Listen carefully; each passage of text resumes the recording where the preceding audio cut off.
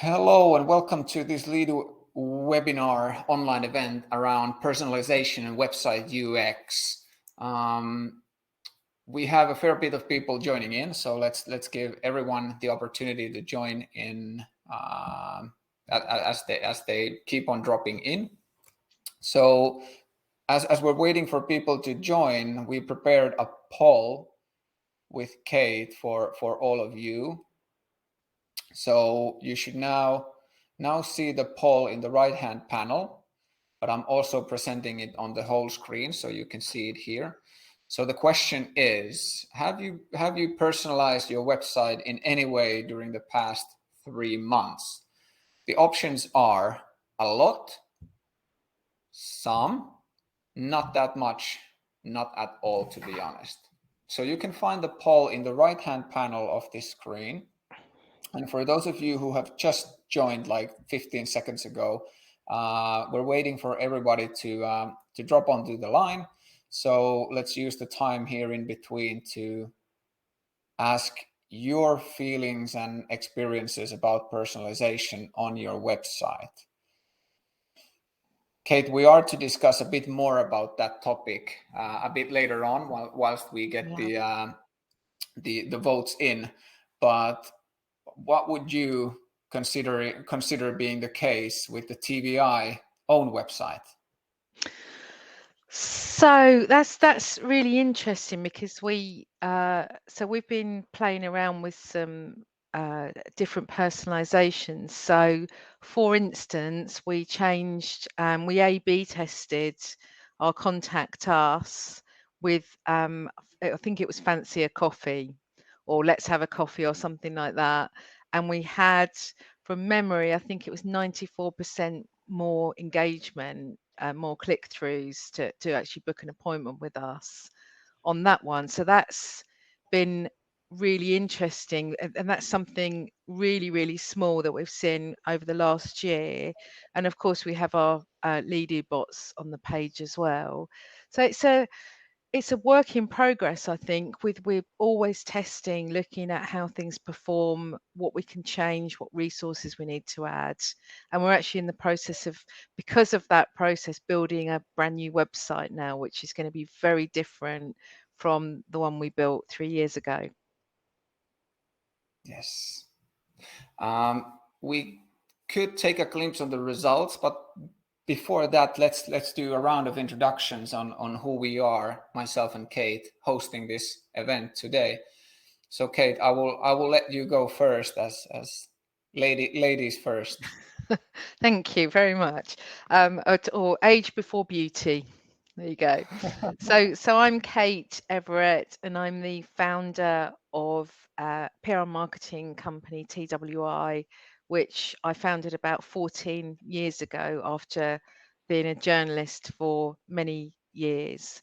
And we work in lots of sectors, lots of countries, and are learning all the time. So I'm here to learn as well as to share. Yes, I think that's one of the most important things as we, as like everyone working in the marketing industry, that we never do enough, is to share the experiences and expertise, and also like be vocal about the things that we don't know, because then people can offer their helping hand. Thanks for introducing yourself, Kate. My name is Santtu Kottila. I'm the CMO of Leadoo Marketing Technologies. I'm also the co-founder, one of the co-founders of the company. I have a diverse background in marketing, online marketing in specific, prior to joining Leadoo, and now currently responsible for our marketing operations in our 4 main markets. So that's it about the dull introductions, but we could take a quick look at the poll results. So I'll be showing them on the screen. So I think this is like a really good result in a way that we don't have participants here who haven't done anything on this topic, and then yet again we don't have those people who've done a lot in this area. So we really get to engage with an audience that knows a fair bit about personalization and the UX of websites, but are in need of a couple of tips. Any thoughts on you, Kate, on the results? Yes, it's actually it's probably where I would have expected it to be. I would have been interested to talk to anybody who'd done. Oh, there you go. See if I'm magic. So we have somebody online that's done a lot. So that's that's a good cross section of people for us. Cool. Well, hey, let's first jump on the part of the agenda where we share some of the tips that both of us have seen as something to like help everyone. And these are at the same time, these are fairly simple things to introduce on the website, but then of course not most likely the most common ones. So well, actually, prior to that, some quick stats and facts about why personalization and UX is something worth considering when optimizing your website. So if we quickly take a look from the facts from left to right, so 48% of consumers spend more money on your website when their experience is personalized. 74% of visitors get frustrated when not offered a personalized experience. This is something that I'm totally aligned with. I get annoyed. My expectations for website is probably too high, but that's mostly due to the reason that I'm so used to like operating on platforms like Google and Netflix, which are top of the class in these types of things. And then on the right hand side, 68% of companies have made delivering personalized experiences a business priority. Kate, out of these facts, what would you like to highlight or comment on first? Um, so I think that I'm glad to see that 68% of businesses are making personalization a priority.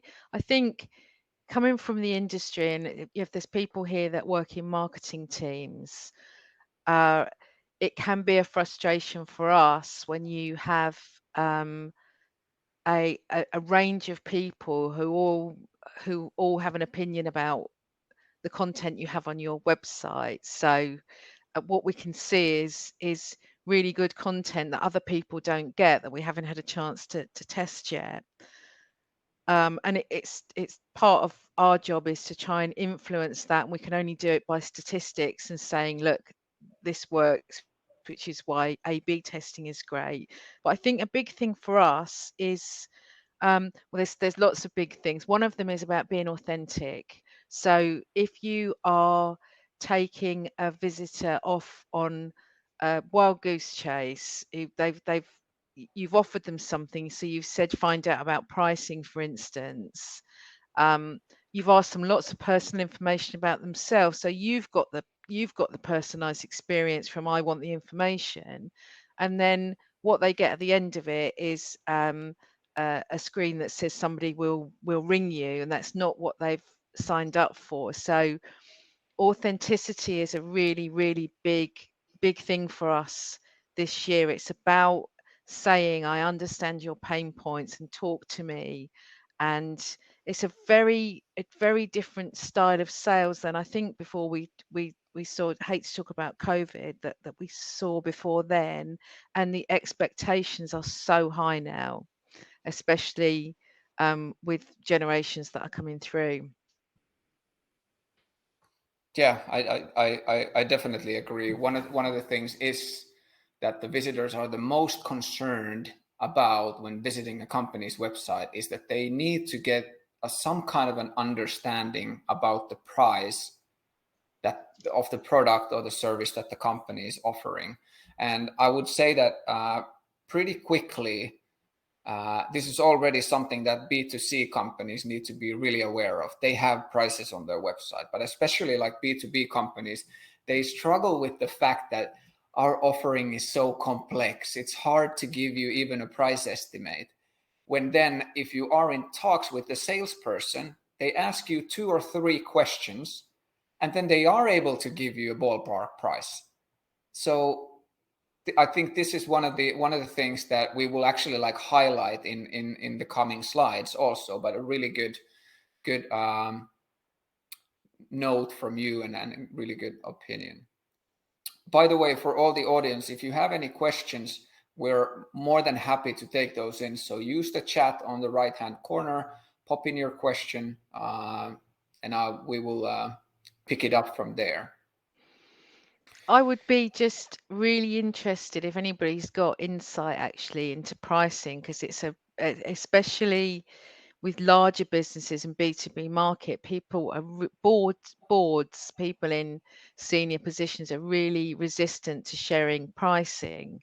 And it would be good to know from anybody what your experiences of that are, because if your online research is telling you that people are asking how much something costs in the sector that you're in, then you want to put it on your website, but how are you going to do that?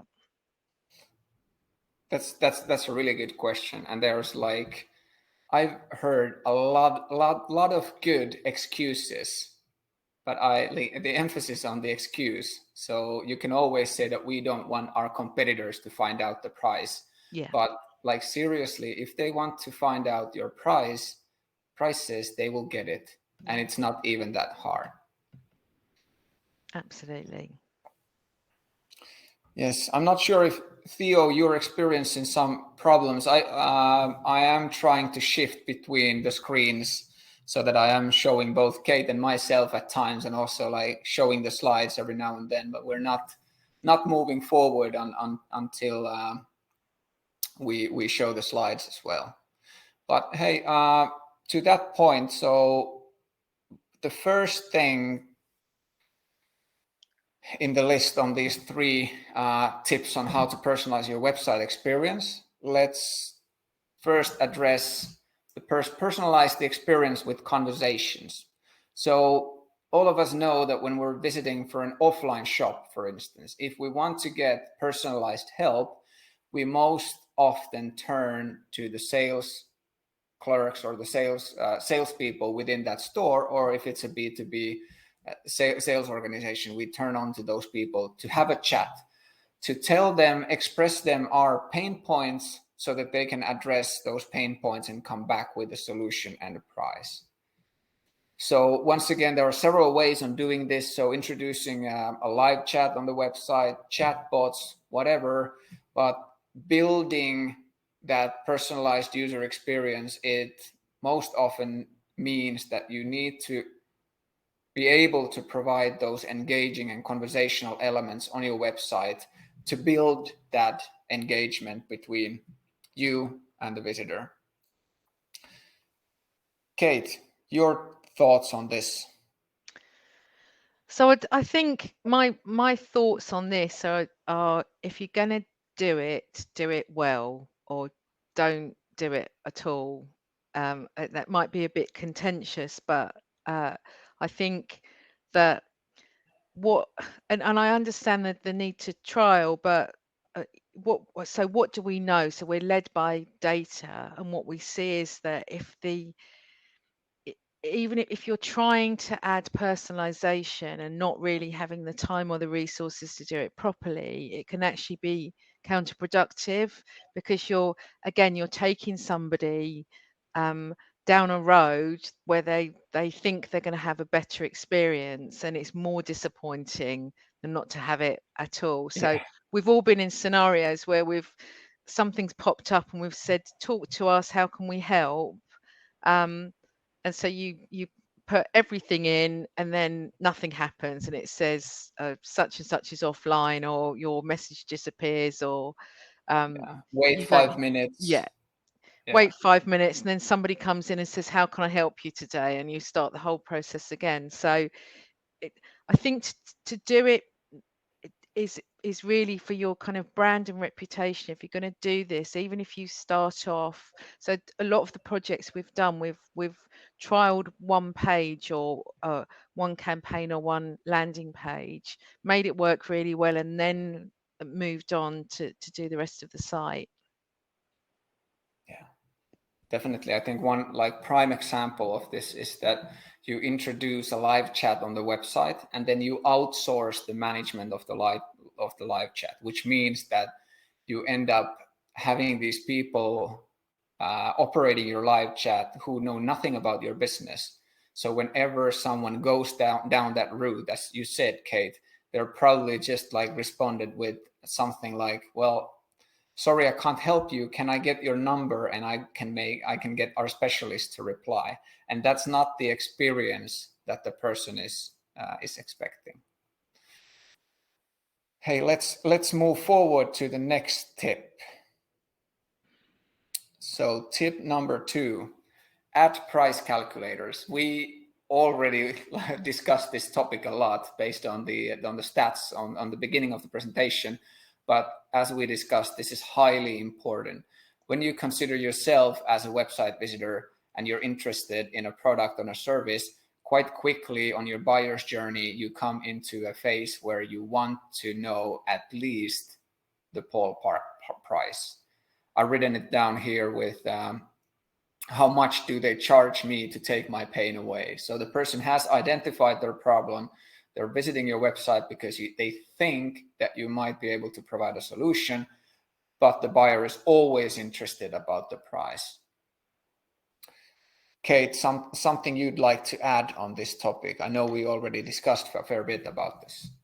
Yeah, we did. I mean, it's been part of our personalisation journey on the website. So first of all, to see how many people are asking about price and what stage in their journey they're asking about price. So is it their first question, or is it something that they ask when they've had a bit of a dig around the website? And from the personal experience from my own business is that we want to qualify leads because we have a very specific way of working. So we work with mostly retained clients, and we have a minimum amount of work that we want to do. So what we've actually done is we've put our pricing in, but made it conversational, and we can signpost for people whose maybe their budget isn't that big, or again, if their project's not starting for 6 months, then we don't want to say this is how much it is. And it's the good thing about being able to do it inside a bot is that we're not actually publishing our prices on the website. We can bring the pricing in at a stage in the conversation that works for us and for the user. Yeah. But So it's you been don't. good. Yeah, I mean, we're not getting the quality of our leads is so much better, and almost I think 90% of people ask about pricing before they go to book an appointment with us. That's the thing, and I think you like brought up a really important topic, that whilst you're like giving the price information in the form of a calculator, for instance, it lowers the threshold for people to be in contact with you. It gets them forward in their buyer's journey so that they're more prepared to be in touch with you. But at the same time, as you mentioned, and this is the key, is that it also helps the company to qualify the leads, whether they are interesting or not, because the most scarce resource we have is time. And you don't want to be following up on leads that you're actually not interested in. Yeah. We can also combine that pricing information with, for instance, an ROI calculator on something like PR and a case study, to show that what we deliver on average against that monthly cost or against that project cost. Yes. I think we're ready to move forward on tip number 3. So include various CTAs. And this was actually an example that you brought up earlier in this conversation, Kate. It was really in the beginning of this session, so probably not everyone was even online at that time. And what we mean with this tip is that people are looking for different kinds of things on your website, and they are in different phases of the buyer's journey. And if you only offer a certain kind of conversion point, like request a quote, as I've used as an example here, then you're only able to convert the people who are at that stage that they want to get a quote. But and if I use like an example of Kate, the TVI, and being like a marketing consultancy, marketing agency, offering free consultation calls or like downloading a white paper you've created, those are awesome conversion points, CTAs, to capture the interest that people who are in different buyers journey stages might have. Yeah.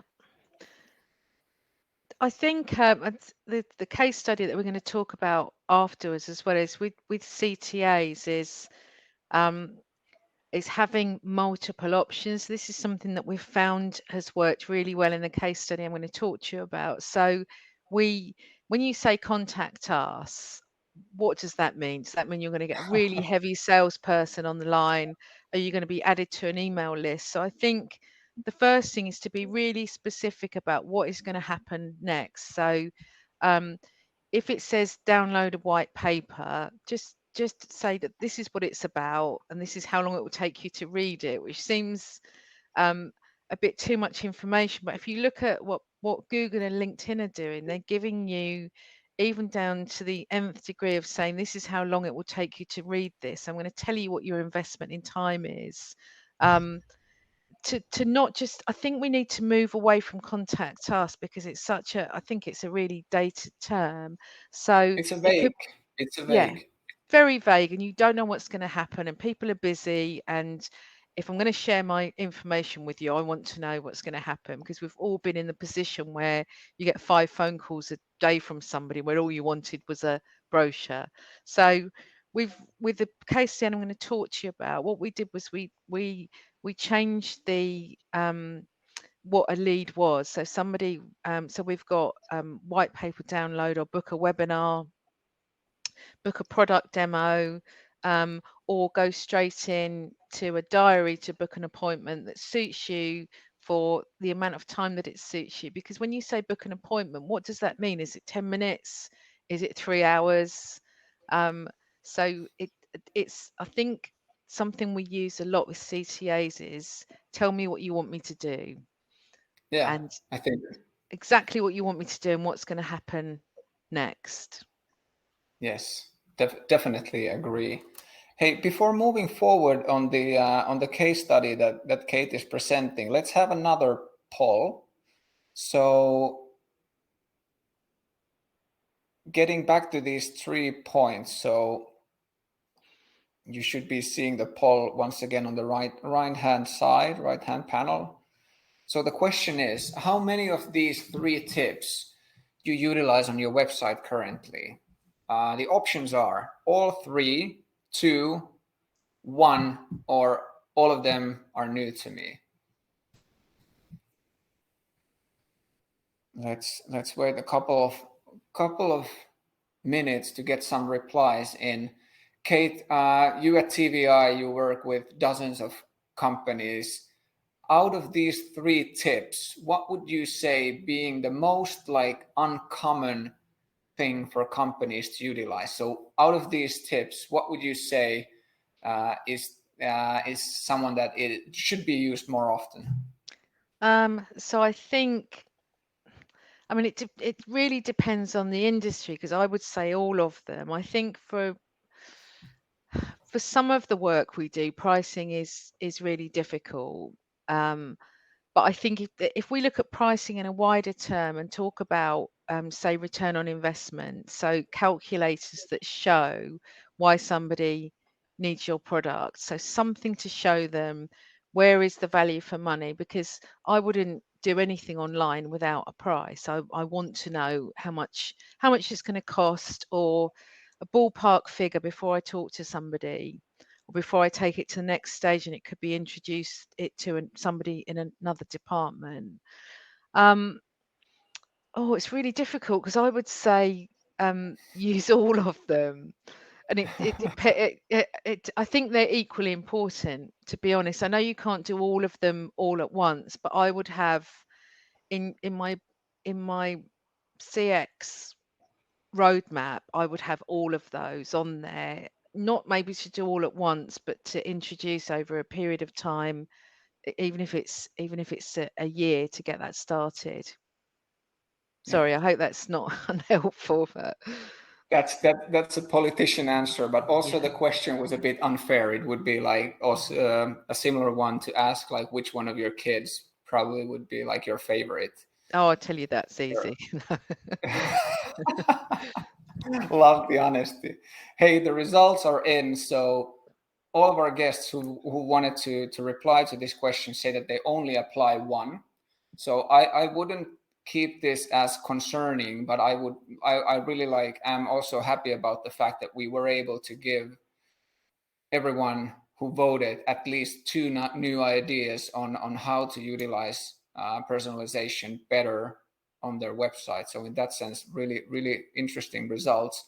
If any of the attendees are willing to share, just to like quickly, what is the one tip that they are already utilizing on their website, that would be cool. So we can grab those things at the end of the session in the Q&A session as well. But hey, I'm closing this poll now, and let's move forward to the next slide. So the case study that you've promised to present, Kate, go ahead. Okay, thank you. So I'm going to give you a little bit of background here. So this is a client that we had worked with, who very kindly is happy to let us share their data. I'll start by saying that. This is a company that we've worked with for about 3 years in the UK, and we'd started from a kind of standing start with them, really. So this is a contract that's a few days a month. Oh, the slide's gone off. I don't know if you I know can get that. them back. It doesn't I want thought to. to show your face for a while, so Oh, it's not. I think I'd rather look at a slide than look at my face. Um, so we had introduced really good strategic streams for the business, and we were moving forward. But we got to a point where we were generating really good organic engagement on the website. The traffic had gone up. We'd ticking the boxes. Um, we were doing the industry influence and everything that you should be in a good marketing mix. But we were only getting 2 to 5 leads a month through the website, which is okay. It's a relatively high value product. But our question was, well, look, what about all the rest of this traffic? People know about the company, they know they need the solution. And I think at this point, as marketeers, it's sometimes really good to ask yourself, have I reached the limit of my capabilities here? Or am I going to go and carry on spending more money on advertising, more money on other methods of lead generation, where actually I'm bringing people to a website that's not converting? So if we double the website traffic, which is an expensive thing to do, we're going to still only have this amount of leads a month. And something else that's quite interesting about this is, so this is library technology, other things as well, but primarily library technology. And for us, as with a lot of our clients, our decision maker is not one person.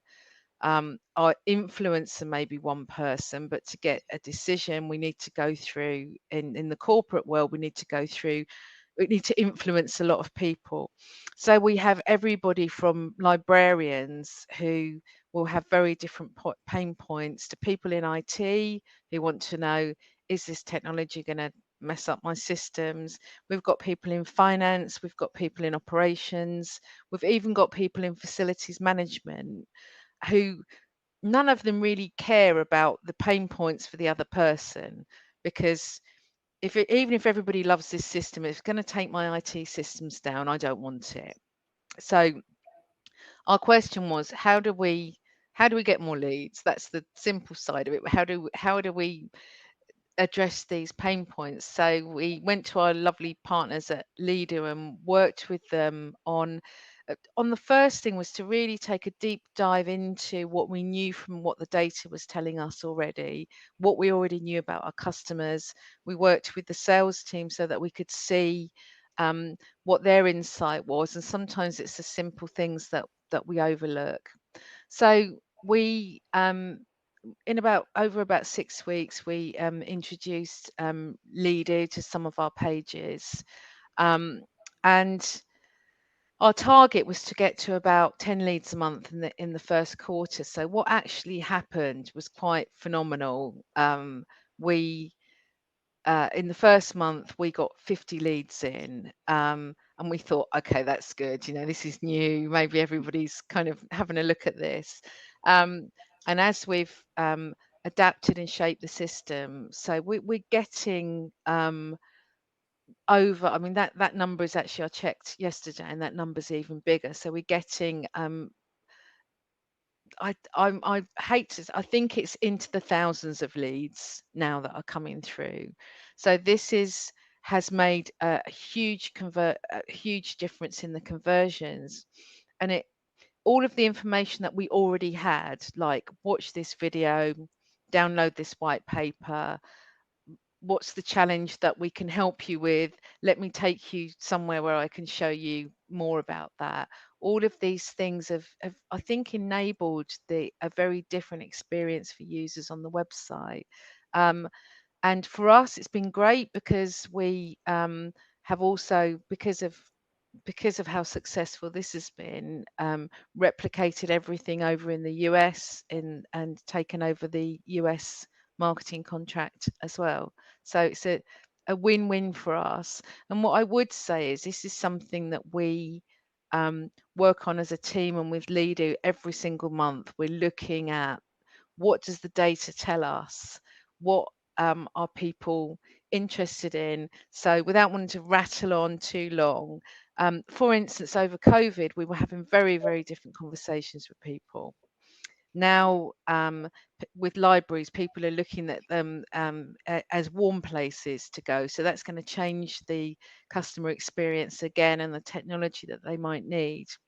So for us, doing a lot of work in tech and heavy industries and in corporate, what this has showed us is that we don't have we can't focus our customer experience on one customer. We need to look at, and this is where the pain points come in.